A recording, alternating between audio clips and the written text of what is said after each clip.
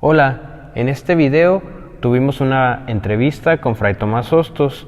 En ella hablamos un poquito acerca de San Juan de la Cruz, de la trascendencia de sus textos y muy en concreto acerca de sus romances. Este video es la primera de 3 partes, así que quédate y nos vemos al finalizar el video. Sí.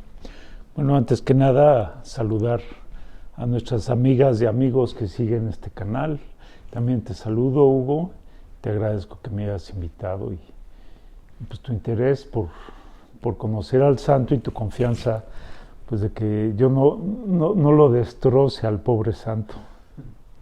Y bueno, veo que tienes un interés por los romances y quisieras una pequeña introducción. Bueno, primero quisiera decirles que los romances forman parte de la obra poética del santo. Ustedes saben que tiene obras, tiene textos, tiene narrativa, pero tiene poesía, y les puedo decir que realmente la poesía es el único género que a él le apasionaba, ¿verdad? Desde chico. Sin embargo, pues, por su manera de ser, por su sencillez, por su humildad, pero por su profundidad, pues sabía que los temas que a él le llenaban el corazón no se sabían decir.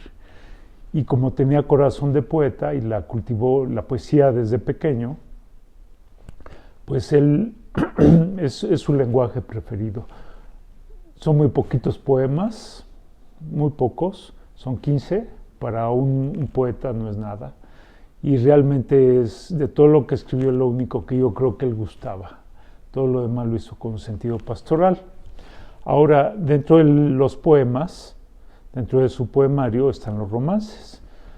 Forman toda una composición poética, tiene 9 partes, como son 9 partes son 9 romances, y por eso está titulado en plural.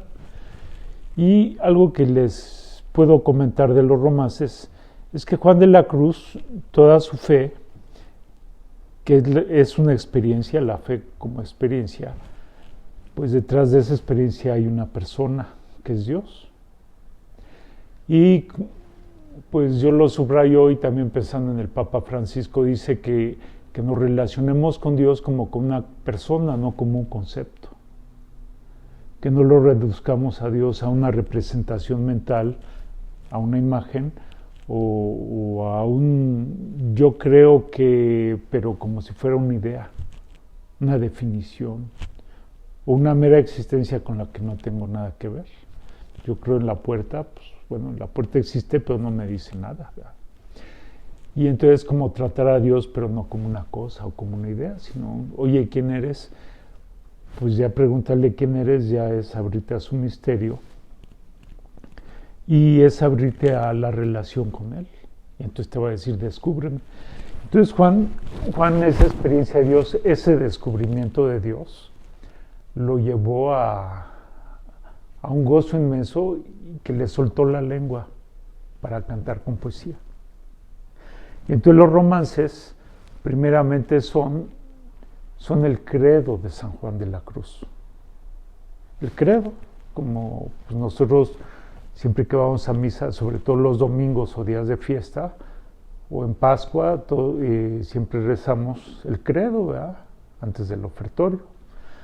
Y el credo, pues no es creer en ideas fosilizadas en un dogma, ¿verdad? El dogma es un símbolo donde cantamos nuestra experiencia. Entonces dice, creo en un Dios Padre poderoso, Padre, o sea, alguien con quien me relaciono como papá. Creo en el Hijo, alguien con quien me relaciono como hermano y como compañero, como amigo, como alguien con quien comparte la vida. Creo en el Espíritu Santo, alguien que me llena, que habita dentro de mí, que me da vida y me permite hablar con Dios y entendernos. Creo en la vida eterna, la resurrección de la carne, o sea, todo eso que llena de sentido y de esperanza nuestras vidas, sin lo cual nosotros no tendríamos una razón para vivir, ni una devoción o una alegría que celebrar. Entonces, él está tan contento de lo que descubre cuando se relaciona con Dios, ya sea en la oración, que más que una práctica es un diálogo ininterrumpido, o en los hermanos, porque a Dios también lo tratamos, lo tocamos en cada uno de nuestros hermanos, sobre todo los más débiles. Entonces él fue débil, él fue pobre de solemnidad en su época, y vio cómo Dios lo ensalzó, lo levantó como a la Virgen María. Entonces esa experiencia del credo, que está recogida, está simbolizada en el credo, él quiso cantarla. Y como nosotros, ay, me gusta ese cuadro, me deja, si yo hubiera pintado ese cuadro, me hubiera gustado pintarlo de esta manera, recrearlo. Es un artista de la palabra. Entonces dice, ¿cómo recrearía yo el credo con lenguaje poético? Y entonces escribe los romances. Habla del Padre, habla del Hijo. Y bueno, este romance comienza en el origen, el diálogo que hay dentro de la Trinidad, y termina con la encarnación del Verbo en el vientre de María, cuando María lo da a luz. Y creo que por eso escogiste el romance. Sí. Bueno, así a grosso modo, pues es una palabrita sobre el romance, los romances. ¿Y hay como alguna información como más o menos como en qué etapa de su vida él comenzó como a escribir? Sí, como poeta, ¿verdad? Ajá. Bueno, mira, sí, desde pequeñín. Yo creo que desde que su madre lo traía en el vientre, daba pataditas poéticas. Mira, la poesía es una vocación, pero es un don que también Dios te da. No, es muy difícil ser poeta. Bueno, los que no somos poetas, ni intentamos hacer poesía, ¿me entiendes? Pero el que tiene el don es como quien sabe dibujar. Tienes facilidad por el dibujo, claro, hay que desarrollarlo. Entonces se sabe que él cuando pequeño, él pudo estudiar porque él era pobre de solemnidad, y el rey Felipe II encargó a los jesuitas abrir escuelas para gente que no tuviera recursos, para los pobres de solemnidad, así se llamaba la condición a la que él pertenecía, esa era su clase social. Entonces gracias a eso, tuvo la fortuna de educarse. Y hubo un padre, el padre Bonifacio, era un jesuita de 21 años, que se ve que los educaba con mucho amor. Le procuró su educación. Y entonces se sabe o se cree con cierta seguridad que Juan en las noches, cuando aprendió a escribir y a leer, desde entonces empezó a ensayar rimas. Y entonces en la escuela de los doctrinos, que era como se llamaba la escuela, pues no sé cómo vivirían, no había camas como ahora, eran lechos con paja o con jergones, ¿verdad? Pero se cree que él se robaba los cabos de velitas para cuando todos estuvieran durmiendo, él ensayar versos. A uno le puede parecer extraño, pero cuando alguien tiene vocación, por ejemplo, yo sé de filósofos o filósofas como Hannah Arendt, que a los 13 años leía Kant y le entendía, ¿me entiendes? O sea, es algo que uno empieza a desarrollar. Si lo descubres, lo empiezas a desarrollar y lo haces con singular alegría o con placer o con interés, ¿verdad? Entonces, él en la escuela de los doctrinos aprendió distintas artes. Por ejemplo, sabe que él podía pintar, tenía dibujo. Por ejemplo, hay un dibujo que hace de Jesús visto desde arriba por el Padre. Tiene un excelente dibujo, pero se ve que no le apasionaba el dibujo. Sabía trabajar la madera, lo enseñaron. Sabía ebanistería. De hecho, en Llama de Amor Viva tiene descripciones como un acompañante espiritual trabaja a la persona que es como un leño, en el cual Dios entra como un fuego. Y se ve cómo sabe trabajar la madera y pone datos que sabía ebanistería. Seguramente todo eso lo aprendió en la escuela de doctrinos. Pero se ve que lo que le apasionaba era la poesía.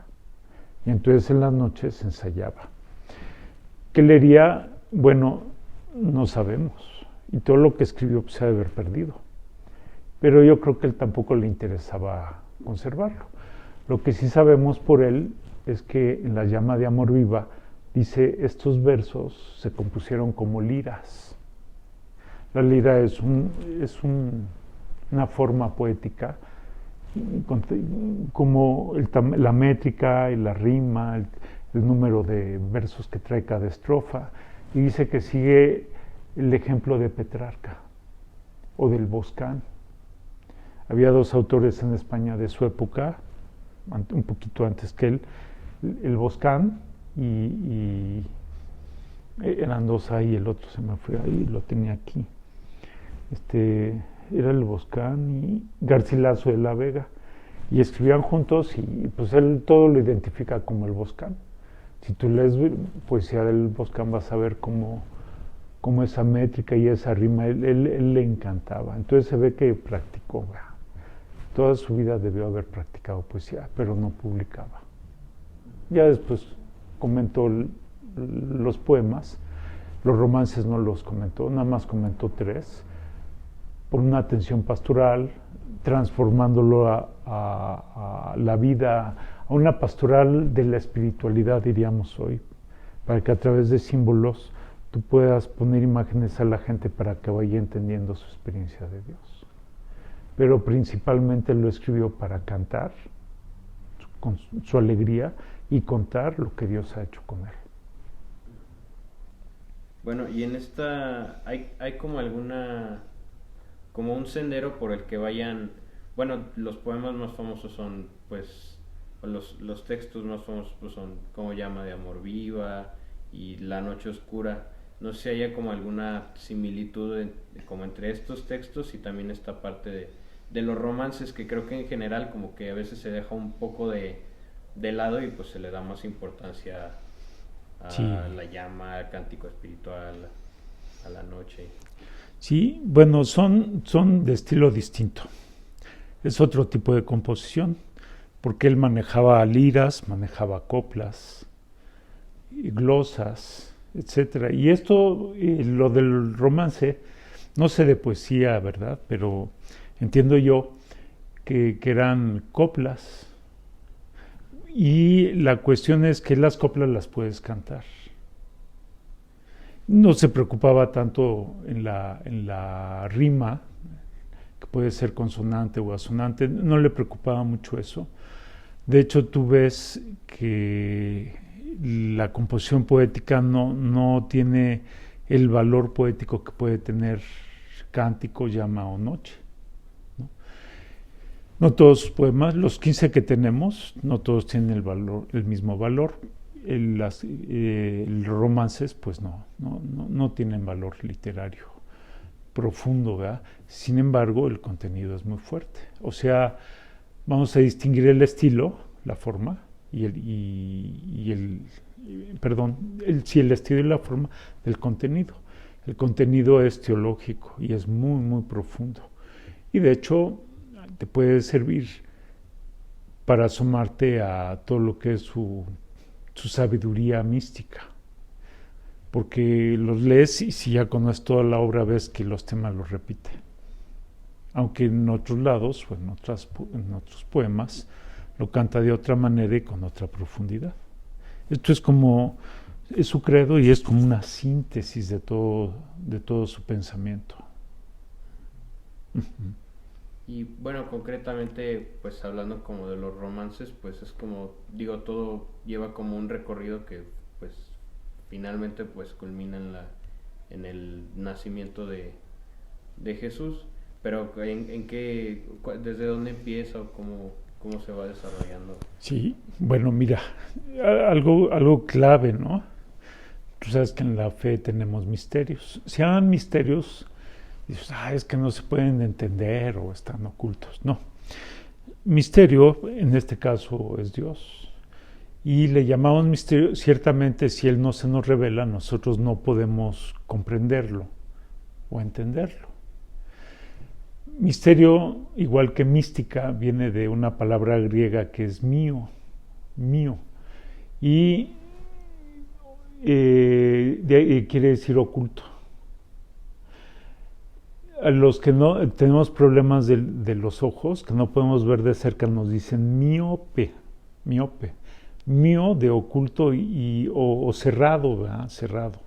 Y opso por luz. Entonces, si te fijas, cuando no ves bien, cierra los ojos, como cuando hace uno con la rendijita para ver. Cuando tú ves a través de un agujerito, concentras el ojo, adquiere un tono muscular y entonces las de luz te es más fácil lograr que te incida. Entonces cierra los ojos y entonces será ojos cerrados o luz a través de un huequito cerrado. Miope, vea, mío. Y aplicado, bueno, para muchos es esotérico, es oculto, ciencias ocultistas o es hermético, ¿no? Pero en el caso de la fe, el misterio aplicado a Dios, no podemos comprenderlo porque es más grande que nuestra razón. Pero cuando te acercas a Dios, Él se empieza a revelar o a desvelar. Imagínate el rostro muy bello de una mujer. Los occidentales dicen, ¿por qué las orientales tienen que llevar una burka? Pues es para que la desveles. No es para... Es como para provocar tu curiosidad. Y entonces fíjate que el rostro de esa mujer oriental la vas desvelando y te va fascinando. Y entonces lo mismo haz de cuenta con Dios. Dios te va revelando para que tú con tu mano la vayas desvelando. Pero entonces su rostro, como es más grande que tu deseo o lo que lees es más grande que tu comprensión, entonces es irte acercando poco a poco. Lo vas viendo, pero no acabas de verlo todo. Y entonces el misterio es la fuente de todas tus curiosidades, o es la fuente de todo lo que puedas conocer de él. O sea, no es para ocultar, es para provocar desvelamiento. No sé si me doy a entender. Y entonces como si Dios fuera coqueto o seductor. Al ser misterio se vuelve la fuente de todos tus posibles conocimientos de él. Y nunca acabas para que lo sigas buscando y lo sigas desvelando. Es una seducción de Dios. Y entonces Juan de la Cruz lo empieza a tratar como a un amante, o sea, pues su amada, ¿verdad? O su amado, como le llama en Cántico. Y el amado es un misterio porque es la fuente de todos sus regocijos, de todas sus curiosidades y de todos sus amores y de todo lo que puede entender en la vida. Es una manera muy especial de contar las cosas, ¿verdad? Lo que te estoy diciendo, dices, pues nadie habla así, pues no, porque no es un lenguaje coloquial. Sin embargo, se comprende, te mete a esa esfera del amor, porque conocer a Dios es amarlo, o conocer a Dios es haberte conocido por Él o amado por Él. Y eso es lo que te despierta la curiosidad, y es lo que lo pone a Él a cantar. Esta fue la primera parte de esta gran entrevista. Si te gustó, te invitamos a que pases enseguida a ver la segunda, a dejar tu like, comentar y por supuesto a compartir. Así ayudas muchísimo al canal y estos proyectos.